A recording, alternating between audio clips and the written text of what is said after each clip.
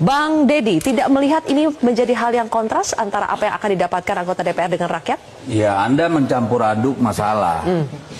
Ya, jadi mau ketika DPR dibandingkan rakyat jelata yang katakan tukang beca atau buruh, di situ Anda mengalami sesat logika. Enggak, kita bandingkan dengan rakyat yang gaji UMR. Gaji UMR. Ya, kan aneh kamu membandingkan dengan gaji UMR, Mbak.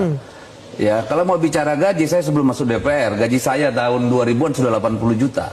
Saya masuk DPR itu cuma 51 juta. Dan Anda tadi menyesatkan dengan mengatakan tunjangan perumahan itu penghasilan. Anda tahu nggak hampir 80% anggota DPR itu dari luar daerah. Sekarang dengan tidak ada rumah dinas, mereka harus mencari rumah. Ngerti nggak? Jadi ngerti, makanya janganlah menggebiak-uya dan menyesatkan rakyat. Seolah-olah ini tidak pantas gitu loh. Dengar dulu. Justru kita ingin memberikan penerangan kepada rakyat. Tugas negara, mereka menjalankan tugas negara. Harusnya Anda bandingkan anggota DPR itu bukan dengan rakyat yang gaji UMR, Mbak. Nggak bandingkan dengan BUMN. Anda tahu nggak perumahan BUMN itu ada di mana? Pernah nggak bandingkan? Kalau kita bicara eselon, setarakan dengan siapa?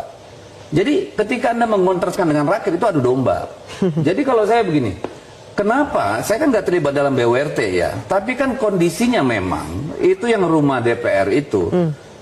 Ya, itu sudah puluhan tahun, hampir 40 tahun ya umurnya. Dan setiap tahun itu ratusan miliar biaya pemugaran, renovasi, perbaikan, belum yang maintenance bersifat bulanan dan sebagainya. Dan itu bukan di DPR itu, di dan bukan di DPR, itu kesekjenan gitu loh. Jadi nggak ada urusannya sama anggota DPR itu. Dikontraskan, apakah dengan biaya pemeliharaan dan sebagainya itu mana lebih murah? Silakan dibandingkan.